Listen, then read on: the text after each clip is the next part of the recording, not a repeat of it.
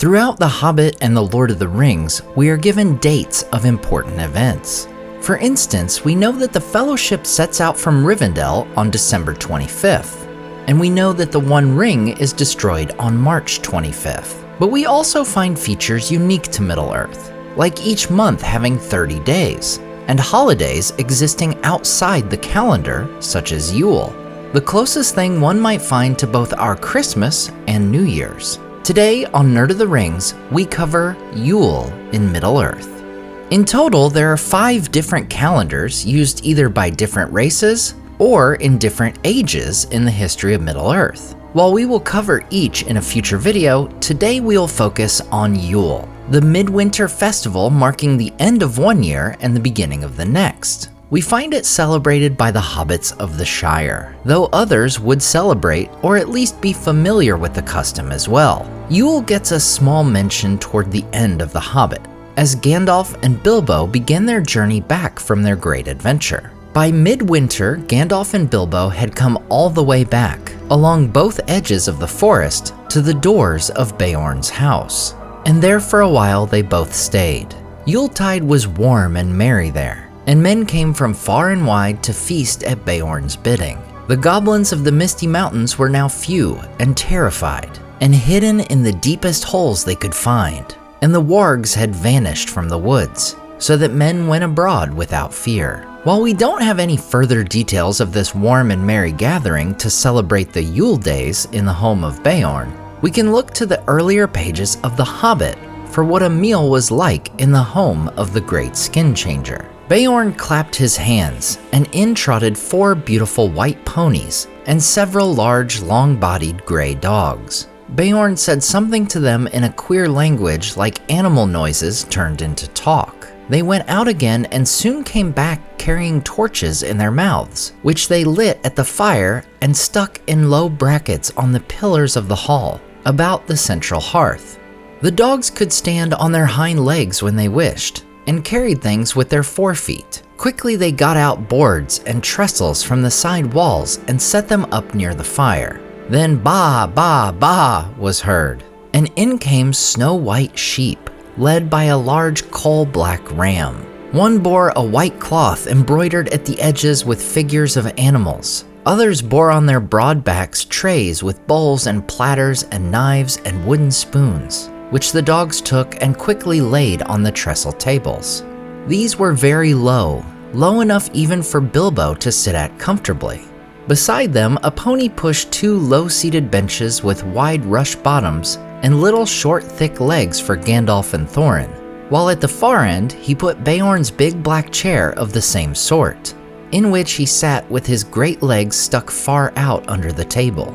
These were all the chairs he had in his hall, and he probably had them low like the tables for the convenience of the wonderful animals that waited on him.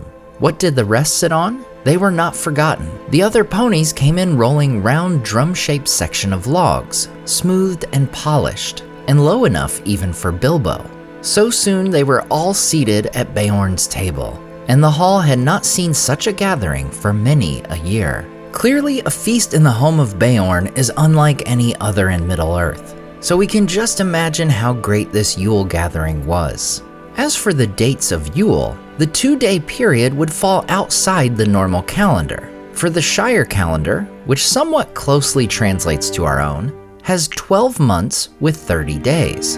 This means 5 days a year fall outside the normal calendar, 2 for Yule and 3 for midsummer, or 4 for midsummer if it is a leap year. While Bilbo would celebrate Yule in 2941 with Beorn and Gandalf, the hobbits of the Shire were no strangers to the festival. In fact, they would celebrate their Yuletide festival over a period of 6 days. Not just the 2 days of Yule itself, but also 2 days each before and after. Together, this 6-day period was known as Yuletide. Yule was important enough that the months before and after it are named based on Yule itself. What in our tongue is December would be to the hobbits for Yule, with January being the month of after Yule. Aside from the hobbits and Beorn, we find that Yule was also likely celebrated by the Northmen of Middle-earth, as pointed out in Hammond and Skull's Reader's Companion. Not only does this mean the Rohirrim may well have practiced Yule, but also the men of Dale and Laketown. And since many Gondorians by the Third Age had shared ancestry with the Northmen, they would recognize Yule as a northern name of the Midwinter Festival. In a future video, we'll cover the different calendars of Middle-earth, as well as some of the real-world connections to them. And while we often look at Yule in Middle-earth and associate it with our own Christmas, it's worth noting that December 25th coincides with the Fellowship leaving Rivendell, setting out upon their great quest.